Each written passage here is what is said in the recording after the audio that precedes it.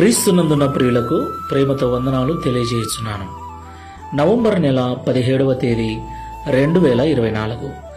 ఈరోజు దేవుడు మనకు చేస్తున్న వాగ్దానం ఏమిటనగా యెషయా గ్రంథము 51వ అధ్యాయము 12వ వచనం. నేనే మిమ్ము నోదార్చువాడను, చనిపోవు నరునికి, తృణమాత్రుడగు నరునికి ఎందుకు భయపడుదువు? ఆమేన్. నా ప్రియమైన సహోదరి సహోదరులారా, ఈ లోకంలో జీవిస్తున్న మనము చేతగాని వారమని తెలిస్తే మనల్ని చూసి ఎగతాళి చేసేవారు, పిరికివారమని తెలిస్తే మనల్ని భయపెట్టేవారు, మన స్థితిగతులు ఏంటో తెలుసుకొని వాటికి అనుగుణంగా మనతో మాట్లాడాలా వద్దా అని ఆలోచించేటువంటి మనుషులు కూడా లేకపోలేదు.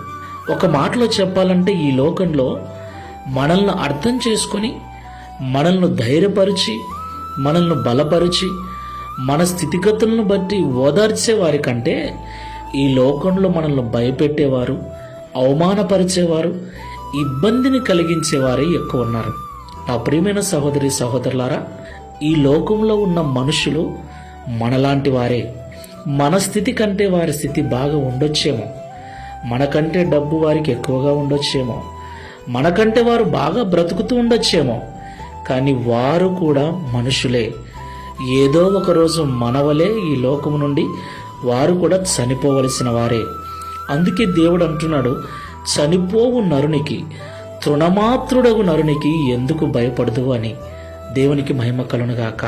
డబ్బు ఉన్నందువల్ల, ఆరోగ్యము ఉన్నందువల్ల ఈ లోకంలోనే శాశ్వతంగా ఉండలేరు. వారు కూడా ఒకరోజు అన్ని వదిలి వెళ్లాల్సిందే. కాబట్టి ఈ లోకంలో మనుషులు మాట్లాడే మాటలకు బాధపడక, వారికి భయపడక, నిజంగా మన స్థితి ఏదైనను మనల్ని ఉన్నది ఉన్నట్లుగా ప్రేమించే ప్రేమగల దేవుని వైపు చూస్తూ విశ్వాసముతో, ధైర్యముతో ఈ ఆత్మీయ యాత్రలో ముందుకు వెళ్దాం. ప్రార్థన చేసుకుందాం. ప్రేమ స్వరూపుడా, పరిశుద్ధుడా, మీకు వందనాలు చెల్లిస్తున్నాం. అవునయ్యా, మీరు మాతో మాట్లాడినట్లుగా ఈ లోకంలో మమ్మల్ని ఓదార్చేవారి కంటే బాధ పెట్టేవారే ఎక్కువ, మమ్మల్ని ధైర్యపరిచేవారి కంటే భయపెట్టేవారే ఎక్కువ మంది ఉన్నారు. మా స్థితి హీనమైనది, దీనమైనది అని తెలిస్తే 10 మందికి చెప్పి మా పరువు తీసి మమ్మల్ని అవమానానికి గురి చేసేవారే ఎక్కువ మంది ఉన్నారు. మనుషులు మాట్లాడే మాటలకు, వారు చేసే మోసాలకు భయపడుతూ కొన్నిసార్లు వారి వలన బెదిరిపోయి కృంగిపోతున్నాం.